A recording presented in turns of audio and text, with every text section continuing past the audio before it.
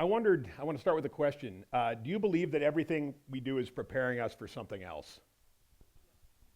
Well, I do. Otherwise, how did I end up here?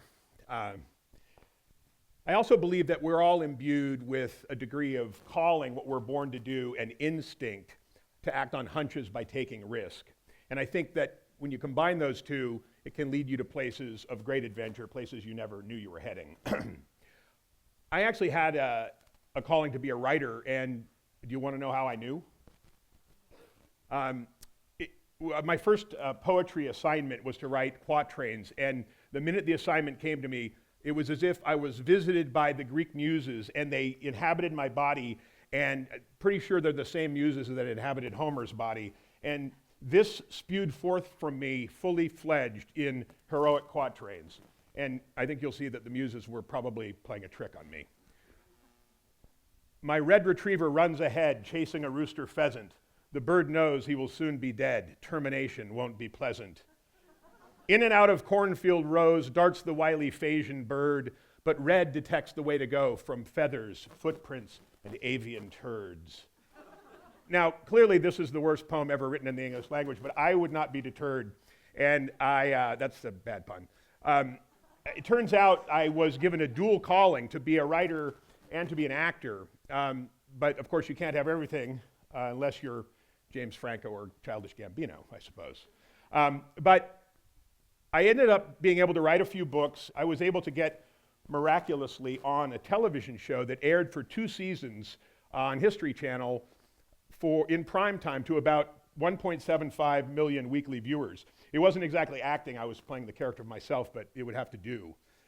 But I think that whether we realize our calling or have a large audience, what's really most important is when our work it matters to other people and it's recognized and it maybe changes people. So you can imagine my elation when I received my first review after the show Decoded aired in the New York Times, and I'm paraphrasing here, but this was the glowing review I'm still basking in. And it goes like this. The show Decoded is co-hosted by someone named Buddy Levy, who could be a bus driver, but who is in fact an English professor at Washington State University and a freelance writer. Why he's better suited to solve historical mysteries than, say, Candy Striper, a bassoonist, or a trout fisherman is never made clear, which I thought was insulting to all the bus drivers in the world. But I did think that getting called a bus driver in the New York Times was better than not being called anything in the New York Times. Do you agree? But I want to talk about, seriously, I want to talk about that confluence of calling and instinct and how everything we do is preparing us for something else. And that has led me to a couple of individuals who have been really instrumental. They're transformative people, and their own lives have been a combination of risk and intuition. So in 1999, I flew on a risk to go write about this event called the Eco Challenge that was taking place in Argentina, and it was created by a man named Mark Burnett. I don't know if you've heard of him. Well, Mark Burnett, he created this thing called the Eco Challenge, which were extreme multi-sports endurance competitions that comprised teams of 4 that started together, had to finish together, and they went for about a week with sleep deprivation, and there was navigation. They took place over vast expanses and hundreds of miles. And these events were taking place in Australia, New Zealand, Morocco, Borneo, so I tried to go to as many as I could. And they were the precursors to today's Tough Mudders and Spartan races, which are literal sprints by comparison. But I was fascinated with these events and with the people that were competing in them, and I was fascinated by Mark Burnett. Mark Burnett's own story is quite remarkable. He arrived in the United States in Southern California as an ex-paratrooper in the British military, and he had no formal training, no advanced education, only a few $100s and this American dream in his back pocket. And he went on to become a nanny. He sold t-shirts on Venice Beach. And along the way, he kept thinking about his passions, his dreams, and taking risks. And he created this event called the Eco Challenge based on these adventure races that he had competed in. Well, Mark Burnett is a force of nature, and he went on to produce Survivor, which was a mega hit. Its final episode in Borneo, the first season of the U.S. Survivor aired to about 50 million viewers. And spurred by those choices he'd made, those risks that he'd taken, he went on to produce The Apprentice, Shark Tank, The Voice, and many of the shows that are the most popular shows on television. Now, what he really did, though, was change the face of television as we know it. He created a paradigm shift in the industry. It went from scripted to unscripted. Now, we can, of course, argue the merits of creating a subgenre of reality television that has produced such spin-offs by competitors as Swamp People, Duck Dynasty, and my favorite, Here Comes Honey Boo Boo. But we can't argue the impact that Mark Burnett had on the industry. He changed the face of television. Imagine how rare that is for one person using risk-taking, drive, and determination could change the face of a multi-billion-dollar entertainment industry. And now imagine that that could be you. So in 1999, I boarded a helicopter in Argentina as part of this race to fly up to a mountain at 11,000 feet called Tronador, and it's a dormant volcano, and we were going to watch these racers ascend this peak as part of their race. And the minute we got in the helicopter, the weather closed out, and we began to be buttressed from side to side. We were being blown down, and it was, think of the worst turbulence that you've ever been in an airplane, and then put yourself in a Volkswagen Bug that's mostly glass with a propeller on top, and you're flying through the mountains, and that's what was happening.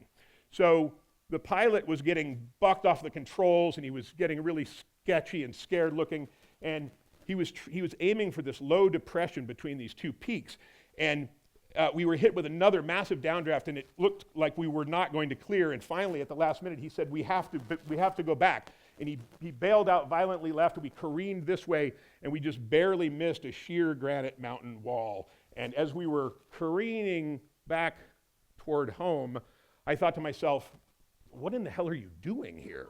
You've got a wife down on the ground who's working the job, you've got 2 children at home in Idaho, and I vowed that if I survived that flight, I would never get in another helicopter. Well, we landed back on the ground at headquarters, and the man who opened the door for us to greet us back to terra firma was the impresario Mark Burnett. And he said hello, and on quavering legs, my legs were quavering, and he slapped me on the back, and he said, there is no adventure without risk. And I think about that every day.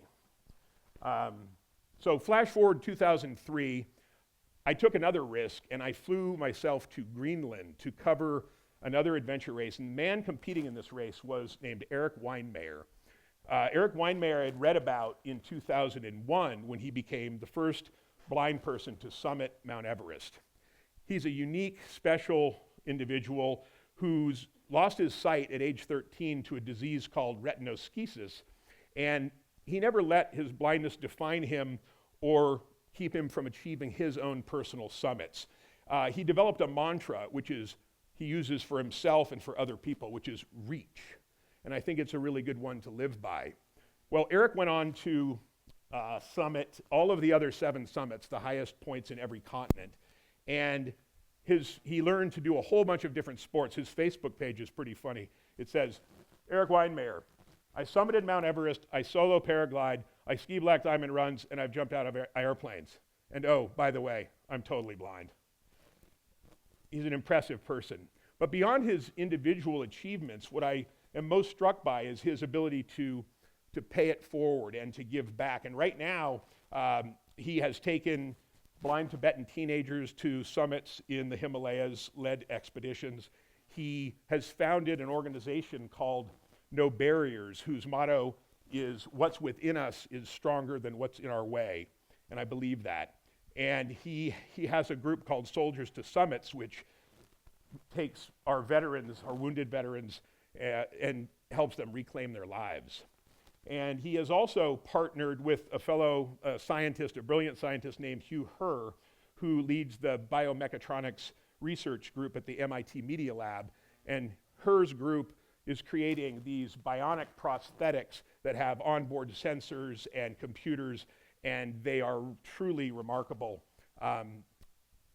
They're helping some of the Boston bombing victims to get back on their feet, literally.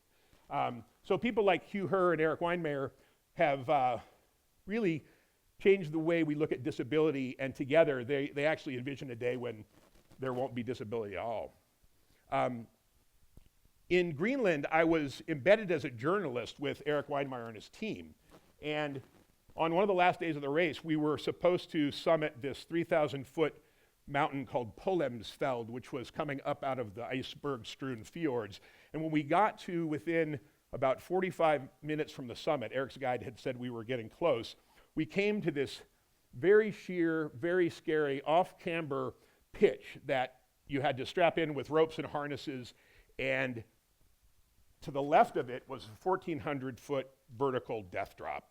And I sat down and I said, Erik, there's no way I'm going up that. I'm just going to stay here. You guys are in the race. I'm just a writer, you know. I'll hang out. And he said, Buddy, have you ever been this close to a summit in good weather and not made it to the top, or at least tried? And I had to admit that I had not. And so he said, look, it's safe. Just follow my lead. I will guide you up, and it'll be fine. So listening to his guide's voice commands, Erik scrambled up this face like Spider-Man. And inspired by his courage, I just went very slowly, clamoringly, and palm-sweatingly behind him and summited the mountain with him. One of Erik's superpowers is his ability to get people to push farther than they believe they could. So when it was time to leave Greenland, I was given a choice about a 2-hour boat ride through these dangerous iceberg frozen waters or a 10-minute helicopter ride. And I told Erik about my heinous near-death experience in Argentina, and I asked him what I should do. And Erik said, I can't tell you what you should do, but I'd tell you what I'd do. I'd get in the helicopter. So I did. And it was the most glorious, sublime, magnificent flight I've ever been on. We lifted up over this village. There were seals down in the harbor. We cruised along the ice floes, and I watched these crystal blue icebergs calving into the frozen sea. And now I only wish that that flight had been longer. So in 2010, I got this call to be on a television show called Decoded, and we had filmed a pilot the year before, and it turns out that the History Channel had greenlighted the project, and now I was flying to Washington, D.C., and to go film the first episode at the White House, outside the White House. They didn't let us in. But when I got out, I looked at the executive for history, and I realized that I recognized him. And I said, I know you, don't I? We've met before. And he started smiling. He goes, yeah, we've met. And then in this epiphany, it dawned on me. He had been one of the passengers in the helicopter in Argentina. And now, 12 years later, he'd seen me in the pilot, recognized me, and cast me on a television show. Coincidence? Maybe. Or maybe everything we do is preparing us for something else. 15 years after meeting Mark Burnett and 11 years after meeting Erik Weihenmayer, it turns out I'm in collaborative, creative projects with each of these men. The seeds that I planted long ago were building for the future. They're slow-growing seeds for sure, but now they're blooming and budding and bearing fruit. So I'm going to keep getting in the helicopter. I'm going to keep going on my guts, my instincts, and taking risks. And I urge you to get in your helicopter, whether you're a student, a scholar, a researcher, entrepreneur, an academic, business person. All endeavors have their own helicopters. So I urge you to get in. You don't know where that helicopter is going to lead. Climb aboard that little bubble of metal and glass, shut the door, strap your seatbelt down really tight, and take off. It's scary up there, but it leads to unknown potential and possibility.